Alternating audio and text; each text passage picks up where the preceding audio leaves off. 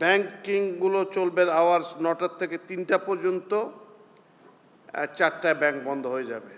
মূলত আলোচনাটা আজকে হয়েছে যে আমরা কিভাবে মধ্যপ্রাচ্য যুদ্ধের ফলে যেখানে আমাদের সাপ্লাই লাইনটা ইনসিকিউর হয়ে গেছে সেইটাকে কিভাবে আমরা তার ফলে যে প্রাইসের ফ্লাকচুয়েশন হচ্ছে তো সেইটাকে মোকাবেলার জন্য আমরা কি ব্যবস্থা নিতে পারি।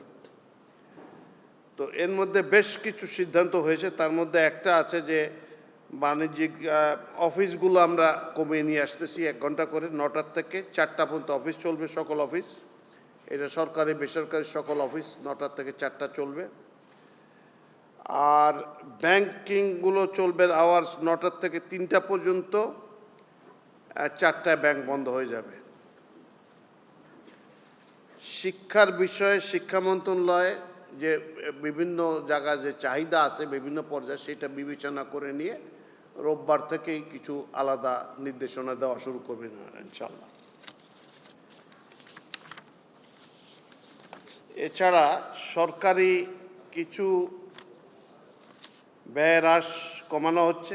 আগামী 3 মাস পর্যন্ত সরকারি কোনো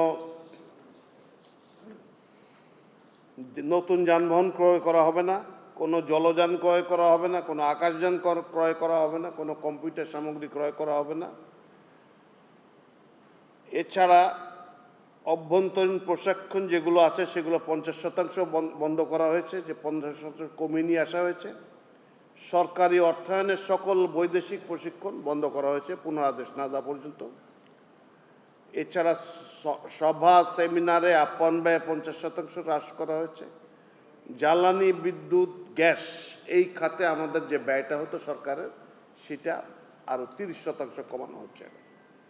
আজকের থেকে এটা এফেক্টিভ হয়ে গেলে তারপরে ব্যবস্থা করা হবে। এছাড়া ভ্রমণ ব্যয় যেগুলো প্রয়োজন নেই সেগুলো কমাতে বলা হয়েছে, এখানে আমরা 30% হ্রাস করে দিচ্ছি। তো এই সমস্ত সিদ্ধান্তগুলো নেওয়া হয়েছে।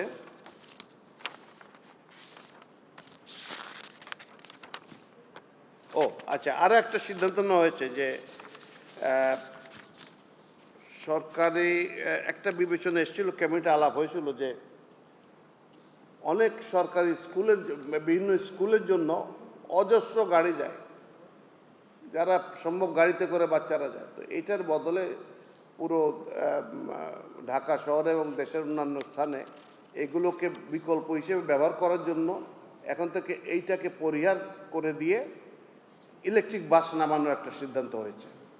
তার জন্য যে সমস্ত স্কুলগুলো এই কার্যক্রমে অংশগ্রহণ করবেন তাদেরকে কোনো শুল্ক ব্যতীতই তারা বাসগুলো আনতে পারবেন। একই সুবিধা দেওয়ার জন্য কমার্শিয়াল ক্ষেত্রে যারা বাস নেবেন অন্যান্য ক্ষেত্রে তারাও নিতে পারবেন, তবে তাদের ক্ষেত্রে 20% শুল্ক ধার্য করা হবে।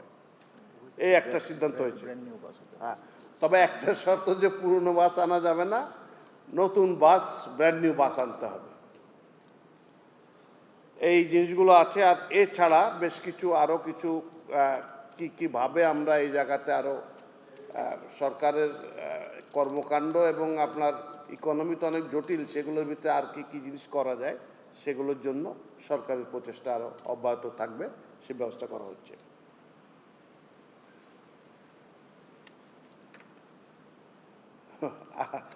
আজকে আমাদের অফিস আওয়ার্স, প্রাইম মিনিস্টারের অফিস আওয়ার্স প্রায় 18 ঘন্টা হয়ে গেছে।